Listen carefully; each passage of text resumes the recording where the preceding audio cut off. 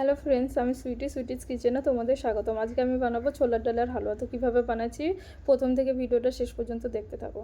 আমি প্রথমে একটা কড়াই চাপিয়েছি, কড়াইটা গরম হয়েছে, তাই এখন আমি একটু ঘি দিয়েছি 2 চামচ মতো। তারপরে কিছু গোটা গরম মশলা দিচ্ছি, এলাচ, তেজপাতাটাকে একটু ভালোভাবে ভেজে নেব। তারপরে ছোলার ডালটা যেটা আমি বেটে রেখে দিয়েছি সেটা দেব। তখন তেজপাতাটা ভাজছি, ভাজা হয়ে গেছে। এখন আমি ছোলার ডালগুলো বেটে রেখেছিলাম আগে থেকেই, সেগুলো ভালোভাবে ঘিয়ের সঙ্গে মিক্স করে কিছুক্ষণ ভেজে নেব।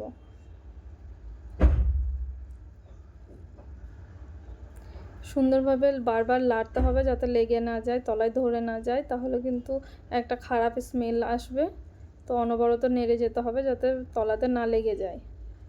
ভালোভাবে নাড়া হয়ে গিয়েছে, মিক্স করা হয়ে গেছে। এখন আমি পরিমাণ মতো চিনি দেবো। এখানে 2 চামচ মতো চিনি দিচ্ছি আমি, তোমরা তোমাদের টেস্ট অনুযায়ী দিও। এখন চিনিটাকে ভালোভাবে মিক্স করব আর কিছুক্ষণ ভাজবো ভালোভাবে।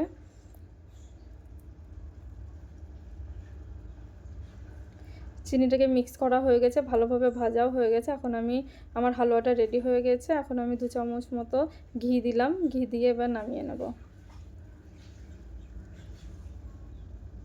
হালুয়া রেডি। এখন দেখো কত সুন্দর হয়েছে, কতটা লোভনীয় হয়েছে হালুয়াটা। তোমরাও চাইলে এইভাবে বানিও আর জানিও